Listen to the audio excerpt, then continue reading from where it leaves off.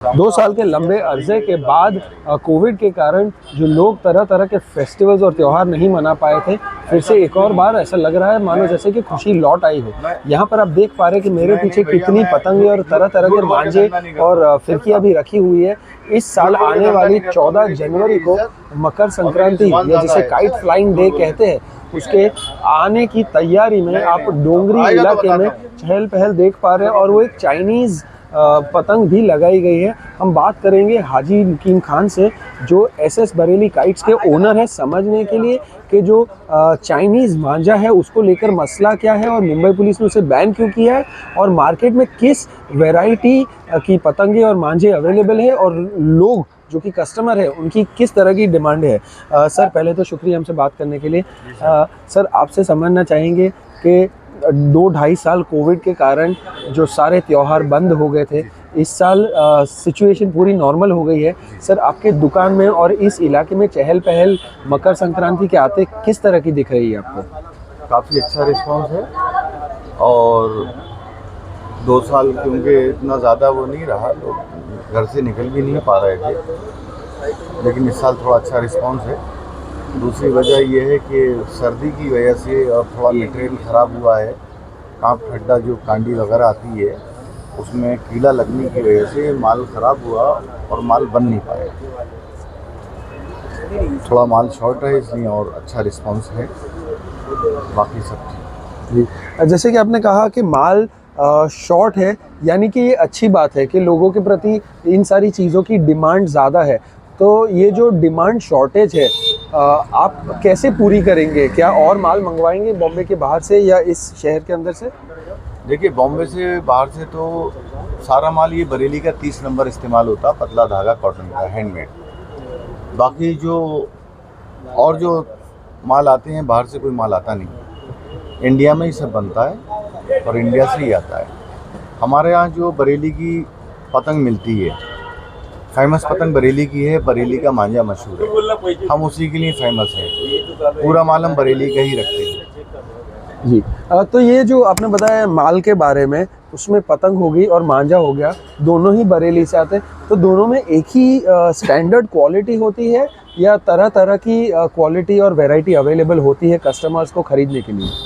उसमें अलग अलग तरह की क्वालिटी होती है। 6 नंबर आता है पतला, उससे ज़्यादा 9 तार आता है, फिर 12 तार आता है, तो इसलिए कोर्ट्स पे बनता है। जो पूरे धागा लगा के इस्तेमाल करते हैं वो 6 तार का इस्तेमाल करते हैं, 30 नंबर। और जो डायरेक्टली उड़ाते हैं वो 9 तार और 12 तार का इस्तेमाल करते हैं, क्योंकि फिर हाथ पे मांझा रहता है। हाथ पे मांझा रहना, उसका कलर उतरना तो एक बात हो गई, लेकिन दूसरी जो एक समस्या होती है कि लोगों की उंगलियां कट जाती है और तरह तरह के कट्स हथेलियों पर देखने मिलते हैं। तो ऐसा ना हो उसके लिए किस तरह का मांझा इस्तेमाल करना चाहिए? देखिए, जो बरेली का मांझा है, अब घर में छुरी रहती है, चलते चलते हाथ कट जाता है, सही हो जाता है, तो ये इससे कोई एक्सीडेंट वगैरह या कुछ नुकसान हानिकारक नहीं है। बरेली का जो मांझा है वो थोड़ा बहुत तो इस्तेमाल करते में कटता है, लेकिन वो सही हो जाता है, कोई ऐसा नहीं होता कि बहुत बड़ा इससे केस हुआ हो। जी, मैं एक और चीज़ समझना चाहूँगा कि ये जो चाइनीज़ मांझे को लेकर इतना वाद विवाद हो रहा है और लोग तरह तरह की बातें कर रहे हैं कि इसे बैन कर दिया गया है, इस पर कुछ स्पष्टीकरण देंगे कि क्या एग्जैक्टली बिक रहा है मार्केट में? क्या ये चाइनीज़ मांझा है भी या नहीं? देखिए, चाइना से कोई भी मांझा इंपोर्ट नहीं होता है, बल्कि जो बरेली का मांझा है 30 नंबर वगैरह, बड़े कम से कम 30-35 कंट्रीज़ में टूर्नामेंट्स वगैरह होते हैं, वहाँ बरेली का ही मांझा जाता है। दूसरा रहा, चाइना से कोई अब नहीं आता है, जो कुछ भी बनता है सब इंडिया में ही बनता है, और उससे नुकसान तो होता है क्योंकि टूटता नहीं है। बरेली का मांझा टूट जाता है, आप उड़ाएंगे तो उड़ते उड़ते कभी पतंग टूट जाती है। तो चाइना का जो मांझा है वो प्लास्टिक का मांझा है, वो नहीं टूटता है, वो बहुत ज़्यादा नुकसान देता है। जब किसी के लगता है तो बड़ा एक्सीडेंट होता है। जी, जैसे कि पशु पक्षी को लग गया या किसी के हाथ में गहरा कट आ गया या किसी का गला भी कट गया, तो इस तरह का एक्सीडेंट्स के बारे में आप बोल रहे हैं? सबसे बड़ा तो वजह यही है कि उसका ना टूटना, क्योंकि प्लास्टिक का होता है। आप धागा एक लीजिए और एक प्लास्टिक की पतली सुतली लीजिए, आप देखिए दोनों टूट जाती है। प्लास्टिक नहीं टूटता है, सुतली धागे की टूट जाती है। इसी तरह वो नुकसान देता है। जैसे कि आपने कहा कि चाइनीज़ मांझा जो है मार्केट में आ ही नहीं रहा है, क्योंकि उस पर कहीं ना कहीं एक बैन लगा दिया गया है। और आपने ये भी कहा कि चाइनीज़ मांझा जैसा अभी कुछ अवेलेबल ही नहीं है, तो मुंबई पुलिस उसके बावजूद कह रही है कि इस पर बैन लगाया गया। तो क्या आप लोग ने ऐसा ज़रूरी समझा कि मुंबई पुलिस को बताए कि चाइनीज़ मांझा मार्केट में है ही नहीं, तो किस तरह का बैन? कहीं ना कहीं उनको इस बात पर स्पष्टता नहीं मिल पाई है या समझ नहीं पाए हैं। देखिए, बॉम्बे तो इतनी बड़ी मार्केट नहीं है और बॉम्बे में कोई ऐसी कंप्लेंट भी नहीं आई है कि किसी ने चाइनीज़ इस्तेमाल किया हो, एक्सीडेंट वगैरह रहा हो गया हो। कुछ ऐसा यहाँ पर हुआ नहीं है। हाँ, चाइनीज़ मांझा बॉम्बे पुलिस ने नहीं, पूरे वर्ल्ड में, पूरे भारत में ही बैन, पूरे सारे high court, Delhi high court ने बैन किया है। तो उसमें जो जहाँ इस्तेमाल करते हैं, छुपा चोरी लोग लाते हैं, उड़ाते हैं। लेकिन हम लोग यहाँ दुकानदार स्ट्रिक्टली बना करके रखें कि इसको नहीं बेचना है। आपस में हम लोगों ने मीटिंग यहाँ की है, डोंगरी पे जितने भी शॉप्स वाले हैं, कि इसको रिटेल, इसको मतलब नहीं बेचने का है। तो नहीं बेच रहे हैं सब लोग। कॉटन का मांझा बरेली का जो बरसों से, कई 100 साल से चला आ रहा है, वही बेचते हैं सर। आपके यहाँ पतंगे जो है और मांझा जो है बरेली उत्तर प्रदेश से तो आते हैं, लेकिन बरेली के अलावा यूपी में और कोई जगह है जहाँ से सप्लाई आता है? और गुजरात वगैरह में भी बताया जाता है, कहाँ से एग्जैक्टली आता है सारा सामान? देखिए, अहमदाबाद से भी कुछ पतंग आती है, रामपुर से भी आती है, कलकत्ता से भी आती है। लेकिन जो क्वालिटी हमको बरेली के पतंग में मिलती है, बनावट उसकी, जो कांप ठड्डा लगाते हैं, वो बनावट उसकी हालांकि इतनी डिज़ाइनिंग वाली नहीं होती है, लेकिन उड़ने की ज़्यादा अच्छी होती है। जी। तो अभी फ़िलहाल आपके दुकान में सिर्फ चाइनीज़ पतंग है जो शो के लिए दिखाई जाती है या टूर्नामेंट में उड़ाई जाती है? टूर्नामेंट के लिए जो पतंग उड़ती है वो बरेली की उड़ती है। बरेली है, लखनऊ है। और चाइना की पतंग, ये कपड़े की पतंग रहती है, वो चाइना की पतंग है। वो सादा मोटा धागा आता है, उससे उड़ाते हैं। फोल्डिंग पर काइट्स होती है, उसको जब दिल चाहा उड़ाया, और जब दिल चाहते हैं हम लोग उड़ाने वाले रख लेते हैं, फिर अगली बार इस्तेमाल करते हैं। वो फाइट नहीं करती। जी। मैं आपसे एक और चीज़ समझना चाहूँगा, जैसे कि हमने आपके डिस्प्ले में देखा कि एक चील के डिज़ाइन की पतंग लगाई गई थी, जो एक चाइनीज़ पतंग है। तो वैसे कौन से और डिज़ाइंस हैं आपके पास? एक चील हो गया, और किस तरह के चीज़ें हैं? हमारे पास कम से कम 15-20 टाइप की पतंग थी, जिसमें से ज़्यादातर तो ख़त्म हो चुका है स्टॉक। अभी मेरे ख्याल से 7-5-6 किस्म की जो पतंग है डिज़ाइन की, वो है चाइना की कपड़े की पतंग। जी।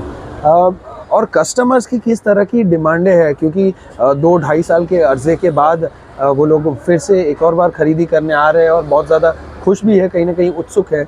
तो क्या डिमांड क्या रहती है उनकी?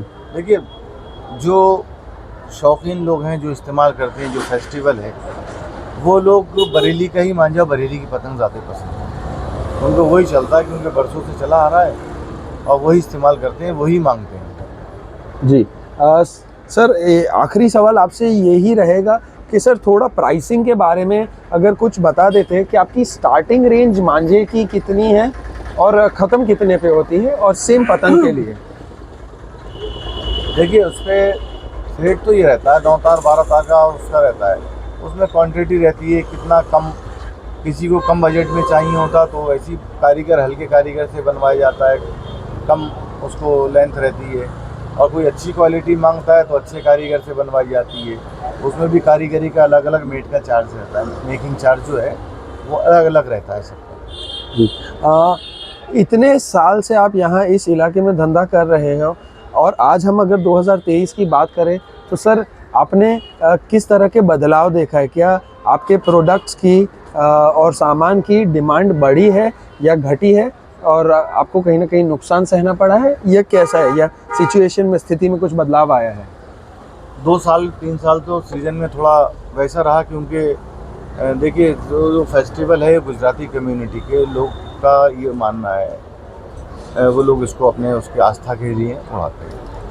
अब वो लोग, कुछ लोग जो हैं, जो बड़े बूढ़े लोग हैं, वो तो घर से निकले ही नहीं। तो 2-3 साल तो काफ़ी फ़र्क पड़ा कारोबार पर, लेकिन इस साल अच्छा रिस्पॉन्स है। जो 3-3 साल से नहीं आए थे, इस साल वो लोग भी 70, 75, 80, 90 साल की उम्र के लोग आते हैं। और क्योंकि काफ़ी टाइम के बाद मुलाकात हो रही, तो बहुत खुश भी हैं मिलने के बाद, एक दूसरे को देख रहे हैं, और अच्छा रिस्पॉन्स है। तो कहीं ना कहीं ये जो 2, ढाई, 3 साल का गैप पड़ा वो एक ही झटके में कवर अप हो जाएगा, ऐसा कह सकते हैं? नहीं, अब इतना बड़ा नुकसान तो 2-2.5 साल का है, कैसे हो सकता है एकदम से। लेकिन हाँ, अच्छा रिस्पॉन्स है, ये कह सकते हैं। और हमारे तो फादर के ज़माने से कम 70 प्लस के उस टाइम के वो आते हैं कस्टमर हमारे पास। और ज़्यादातर हम लोग के रिश्ते जो हैं वो कस्टमर के कम रहते हैं, एक मोहब्बत का ज़्यादा रिश्ता है।